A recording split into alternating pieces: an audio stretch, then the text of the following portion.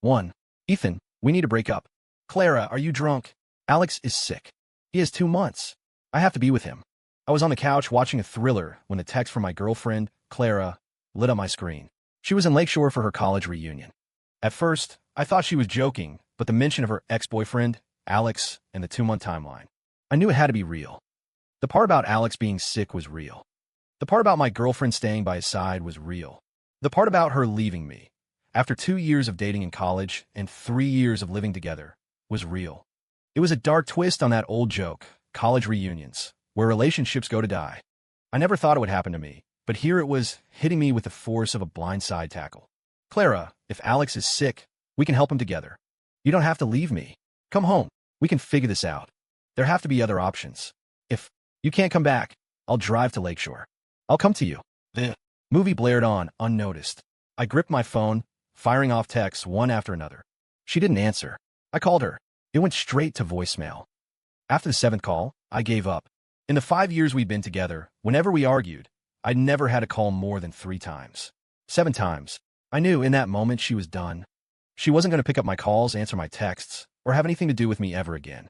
She had vanished, leaving a solid brick wall between us. On instinct, I dialed Alex's number. No answer.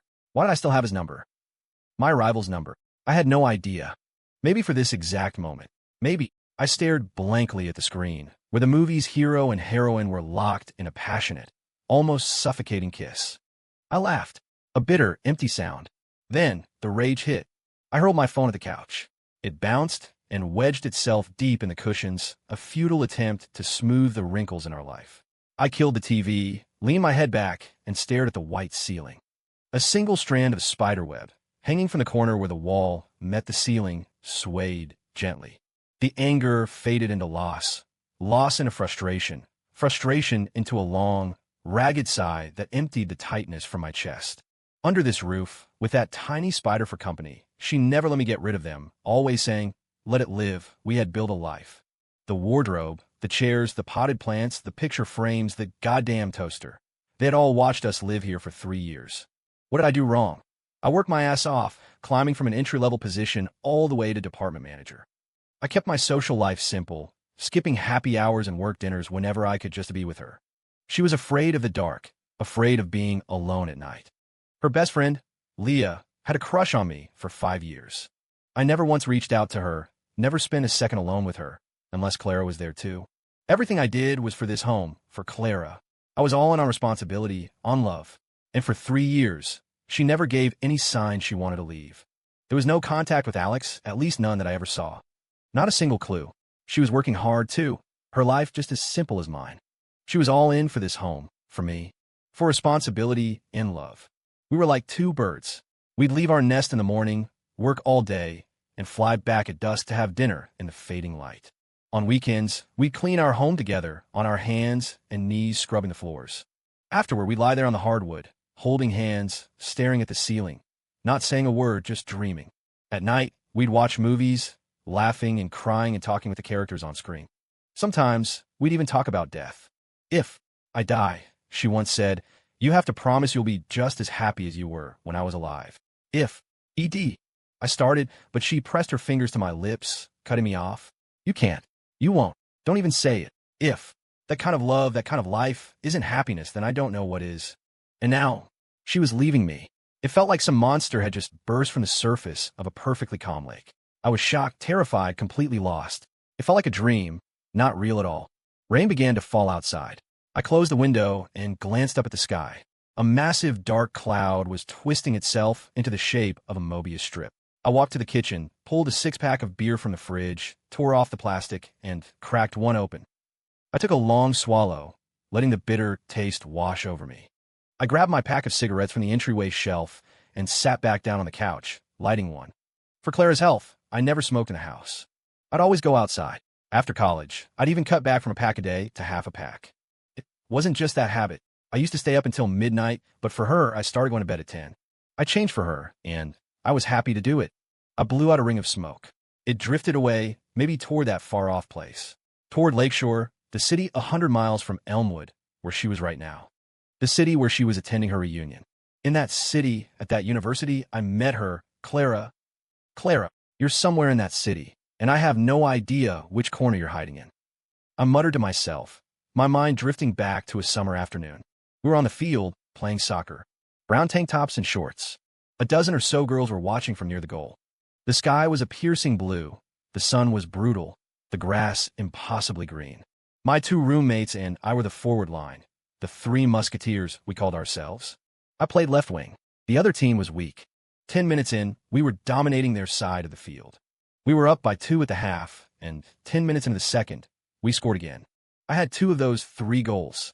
With 5 minutes left in the game, my roommate dribbled the ball down the right flank, faked out 2 defenders, and sent a cross to our other roommate.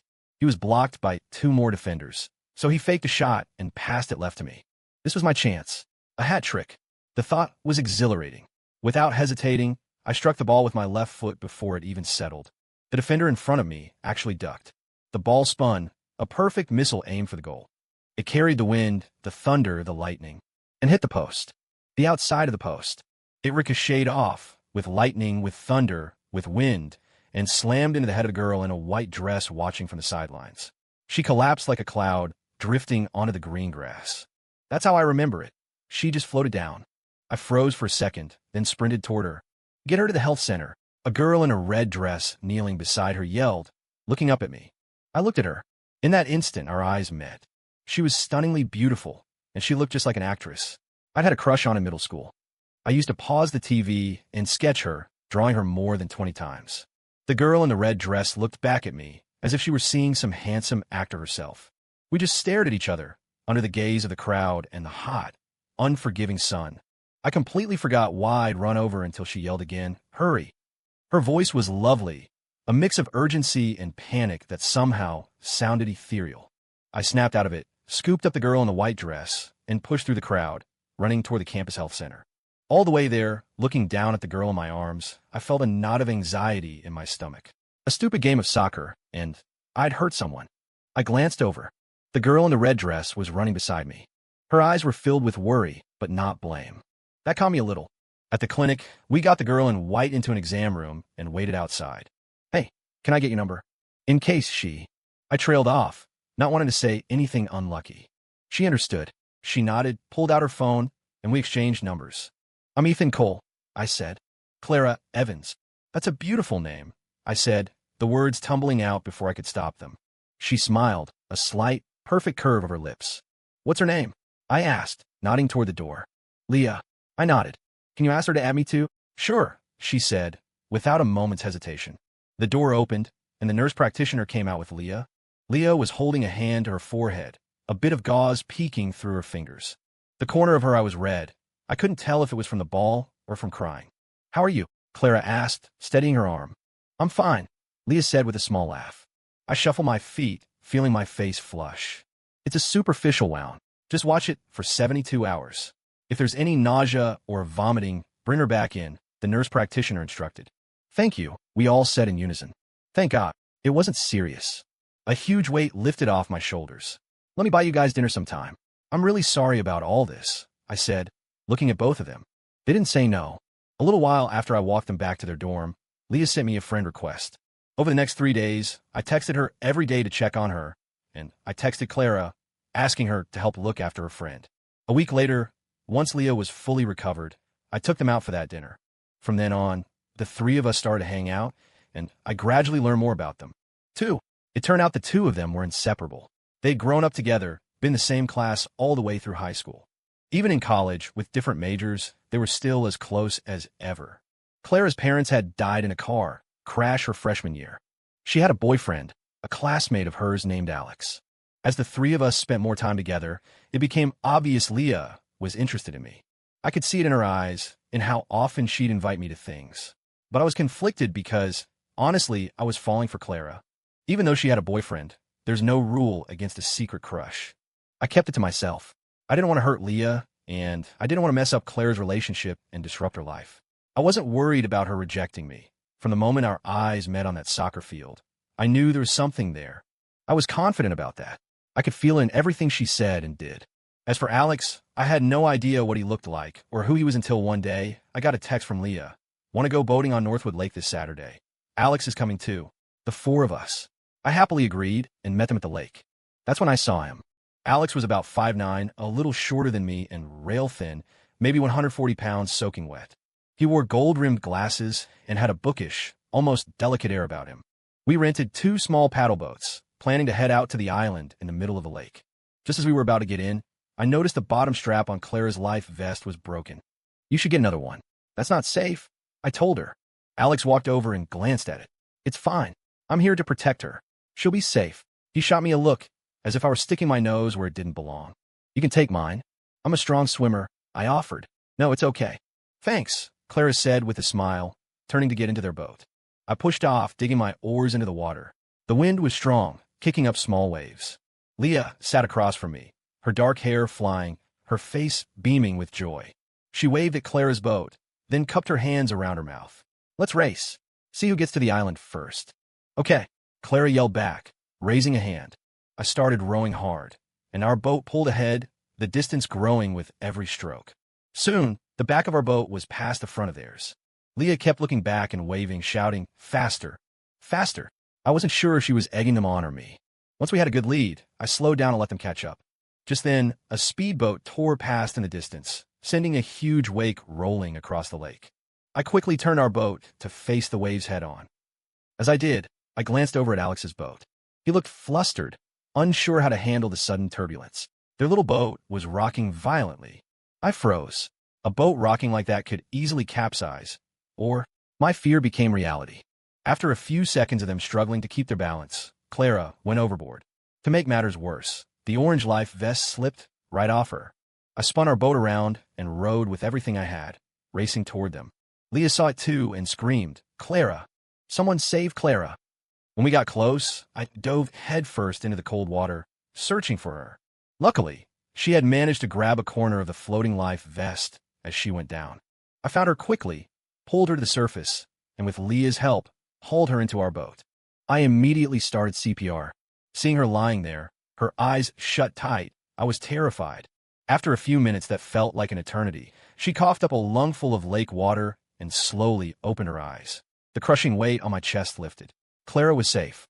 The next day, Clara invited me to dinner to thank me for saving her life. She didn't invite Leah. She didn't invite Alex. Just the 2 of us.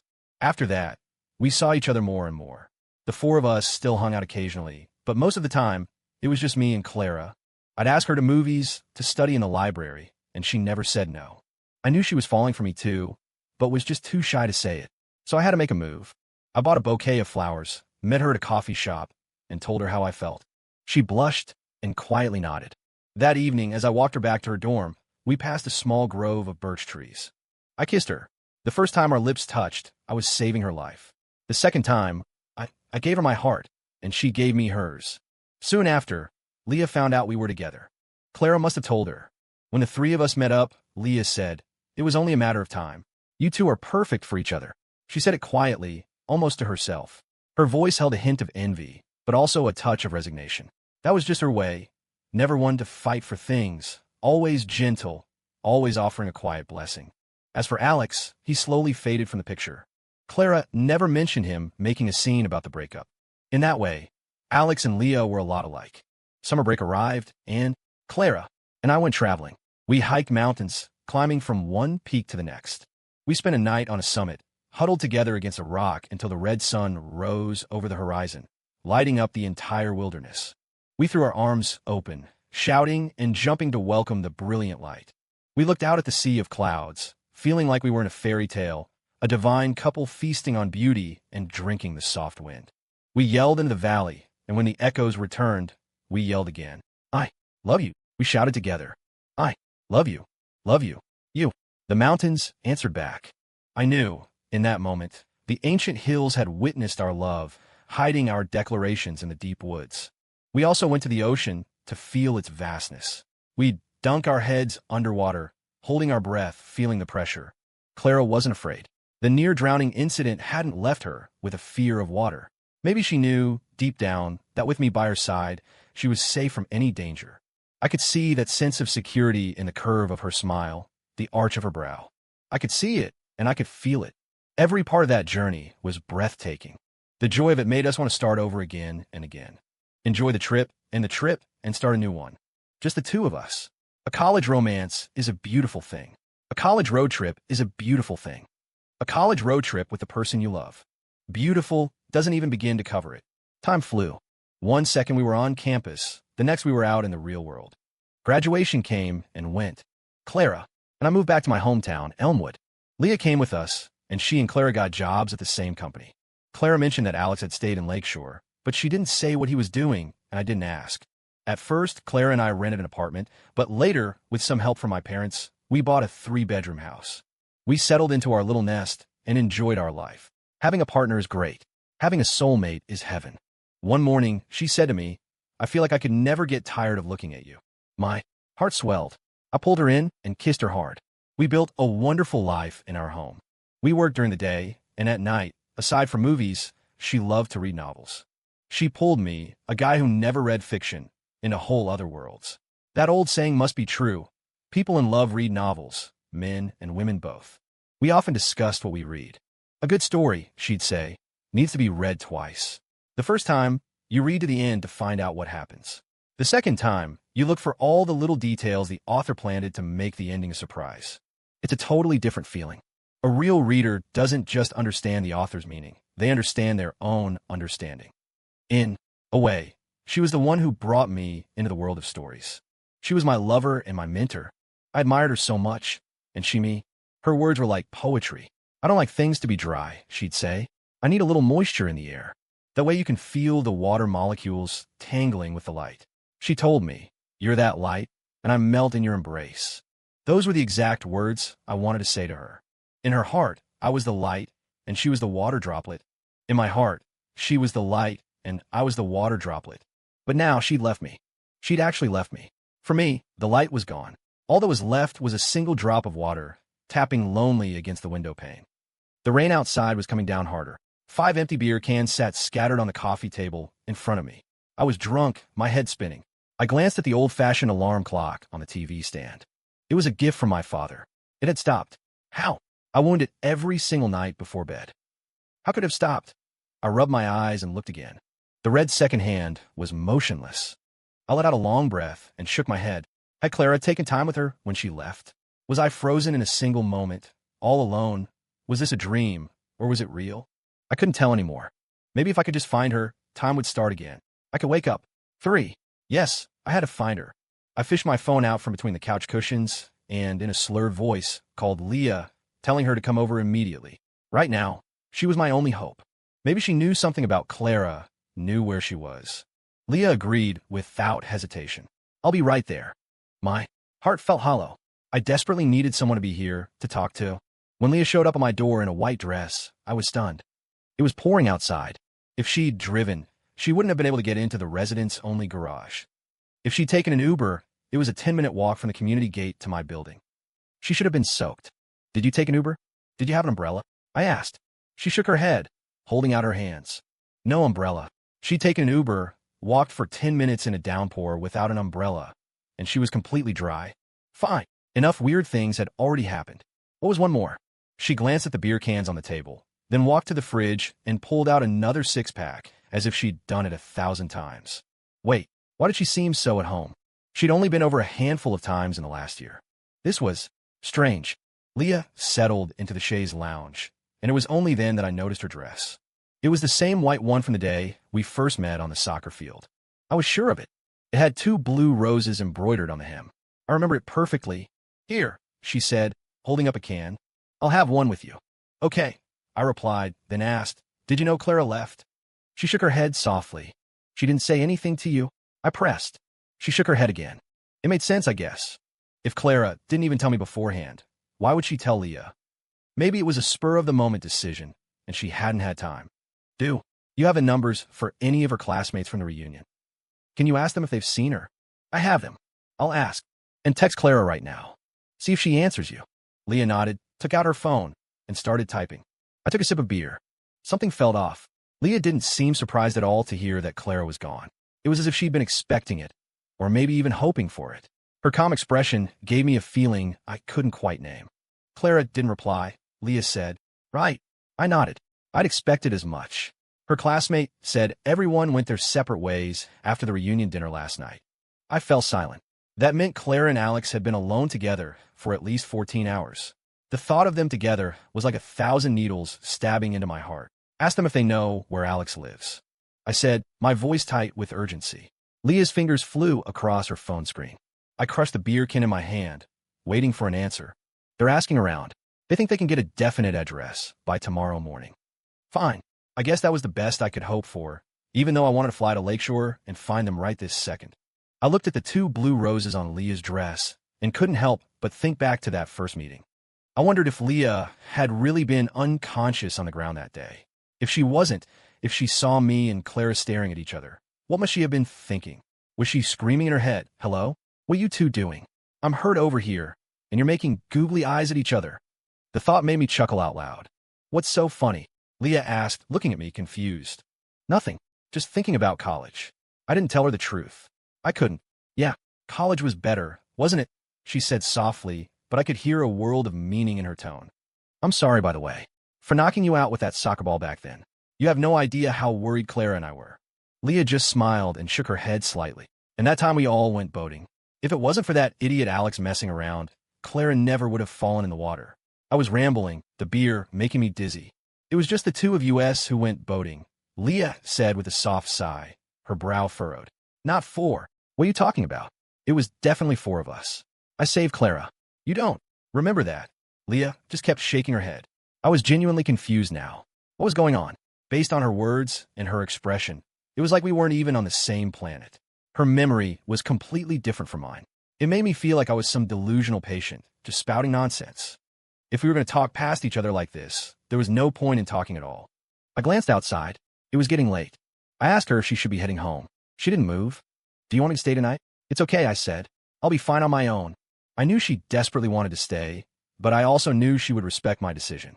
As she stood up to leave, I wavered for a second, but I still walked her to the door. Because Clara was still in my heart, even though she had thrown me away like a piece of trash. The next day, I arranged things at work and prepared to leave for Lakeshore. Leah had gotten Alex's address. "Can you come with me?" I asked her over the phone. "Okay, I'll meet you at the train station." She agreed instantly, gentle and compliant, as always. We arrived at Alex's apartment building around noon. I knocked on the door, my hand trembling slightly, my heart pounding. I had no idea what I would find when it opened. Would Claire be there? What would she say? What would I say? After a long moment, a man's voice called out from inside, and the door opened. It wasn't Alex. "Can I help you?" he asked. I froze, thinking we had the wrong place. Then it occurred to me that maybe Alex had a roommate. "Is this apartment 505, building 7? "It is," the middle-aged man said, looking me and Leah up and down. "Does Alex Miller live here?" The man shook his head, then seemed to remember something. "Are you looking for the old tenant? We just moved in 2 weeks ago. I think the guy who moved out was named Alex." "Do you know where he moved?" I asked quickly. "No idea," the man said, shaking his head again. So, Alex had planned this 2 weeks ago.